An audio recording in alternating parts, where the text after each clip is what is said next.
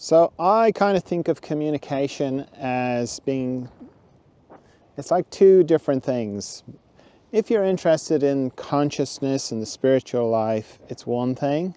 And if you're not interested in that, it's a different thing. If you're not interested in it, then, there's loads of YouTube videos about better ways to improve your communication, and it's great resources.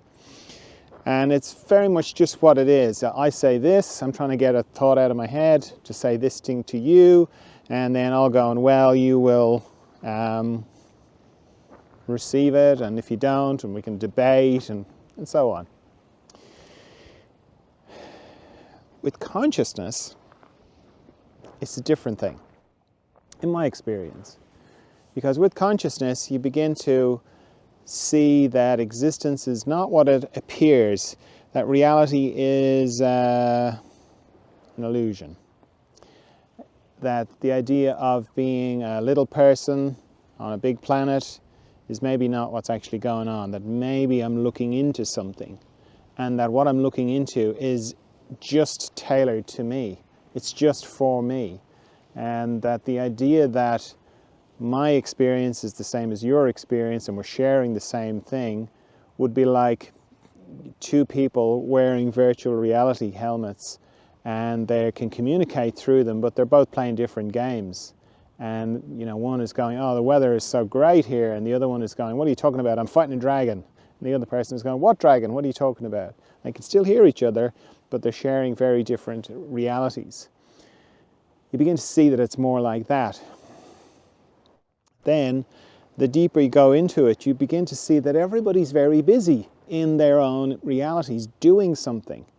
And that you saying, there's no dragons, what are you talking about, you're crazy, is actually very disturbing to them, because maybe they're playing a game. I'm not saying life is a game, but maybe they're playing a game where they want to figure out how many dragons they can slay.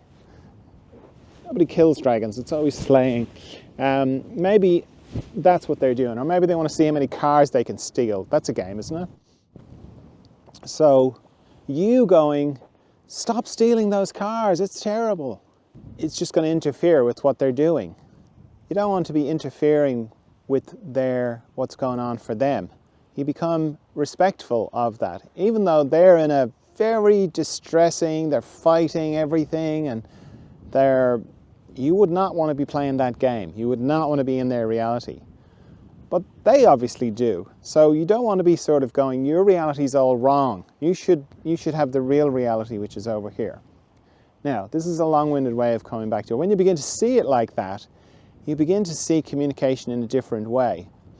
You also are in the process of deconstructing the identity that has been unconsciously foisted on you.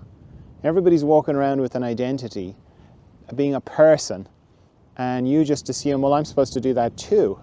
And your parents are going, yes, and you're being related to as a person. As you become more conscious, you start to go, that's not actually correct. There's a lot more going on here than this conglomeration of past things I've been told, history. Even the process of thinking is not what it first appears to be. So you're starting to take that apart. And in the process of that, then you begin to kind of go, well, who is it that wants to communicate? Who is it that wants to be understood? Who is it that wants to be interpreted correctly? So all those things kind of come together in communication, because you realize that we're not sharing the same experience, and communication is a pretty miraculous thing. The fact that we can talk to each other, we can communicate something to each other when we're in very different places, that's amazing. So I'm always more amazed at what communication does happen rather than what doesn't happen. And I know it's very disturbing when you're talking to somebody and something leaves you and you say A, B, C, D, E, F, G, and then they say to you, don't you say X, Y, Z to me. And you're like, well, I didn't say that. I said A, B, C, D. Don't say it again. And it's just, it's disturbing, very disturbing, because you're like, Emma, what's wrong with me? I'm just, I'm not saying any of that thing that's being said back to me. But if you kind of know, like, they're in a very different reality to you.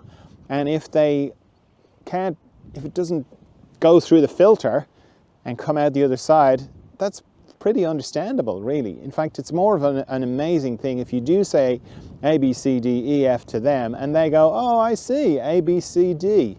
I get it. You know, I said E and F. It's like, well, it's gone, you know. So, but when you're in this situation where you're talking to children, children are open and they're absorbing and they want to learn about everything. When you get to adults, we're right into our stuff, we've got all the baggage, we've got a lot of defenses, all sorts of terrible things have happened to us. So we've got all our trauma, you know. So that's kind of what you're talking to. So often when people are disturbed and react to what you say, even though you're not trying to get a reaction out of them, or when they say it back to you and it's completely different, it's because they've changed it into their reality. It's like talking to somebody who you have a shared experience with 10 years ago and they're telling the story and you're going, that's not how I remember it. That's not how I remember it at all. I don't know what they're talking about. That's not how it happened. But that's the way they're saying it. And for them, that's true. Now, you know, you can record it and you can both look at the recording and go, oh, okay. But that's not, you know, we don't go around recording everything so that we can just prove ourselves to be right. But it's just a good example of how it is for other people and how communication can seem like it's being twisted. And it is if you don't understand this thing about they're not doing it on purpose. That's their reality. That's their memory from the past. That's how they heard what you said. So I think the most gentle thing you can do is, rather than kind of going, well, that's it now, I'm just not going to communicate. They can get lost. I'm not interested in, if they're not going to listen, if they're going to keep misinterpreting what I'm saying, then forget it. You can do that, but you'll miss out and it'll make you a bit hard on the inside. So what I encourage you to do is let go of this person that wants to be interpreted correctly, and instead make the focus of your communication about listening. About, you know, like, if you think of it in superficial terms, like it's a conversation and I want to have my contribution, fine. That's fine for people who are not interested in consciousness. But because you're interested in consciousness, it's different. It's more listening in to what I talk about a lot of listening for the question, the real question, where there's a real communication from that person's reality, where they're in essence wondering about something that's important, like what am I doing here? Where do I go every night when I sleep? Deep dreamless sleep. Where was I before I was here? Who was I? Where am I going after I die? You know, that kind of thing.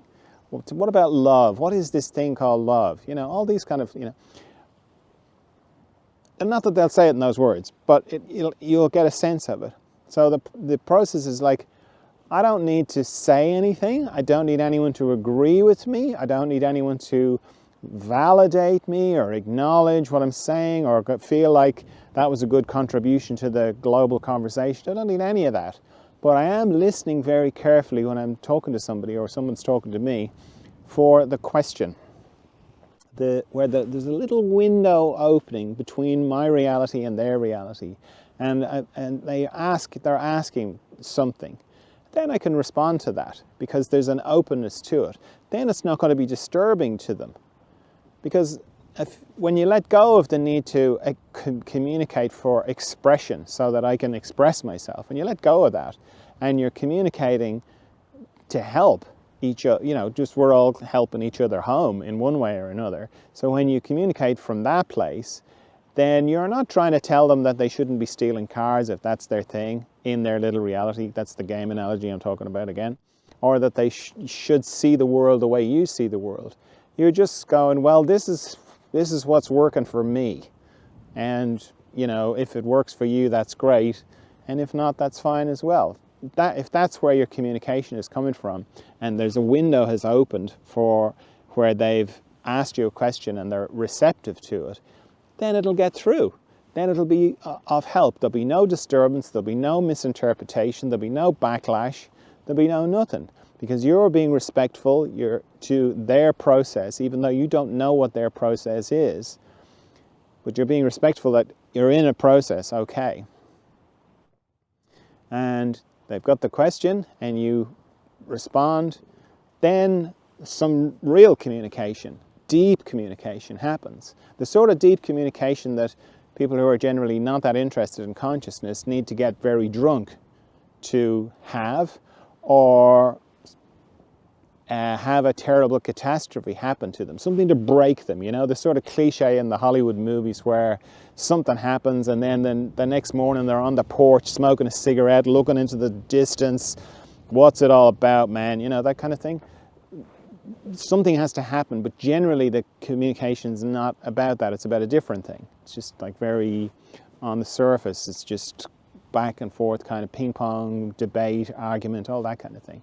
Nothing wrong with any of that, but just if you're interested in consciousness, it will be disturbing if you try and communicate in that way. Whereas if you understand the deeper thing of what's going on here, that there's a lot more going on behind the scenes, that I'm in the process of deconstructing all this stuff that's built up inside me about being a person and being heard and expressing myself and, you know, needing to feel like I'm not alone here and, you know, all that sort of stuff. And instead you're waiting for a question if there's a real question, and if there's not, then you're just enjoying sharing space with another person. You don't have to. You know, even if what they're saying is all, you disagree with it, so what? Do you need to say, I disagree with that? Who is it that needs to let them know that you don't see it that way? That's what I would be asking myself.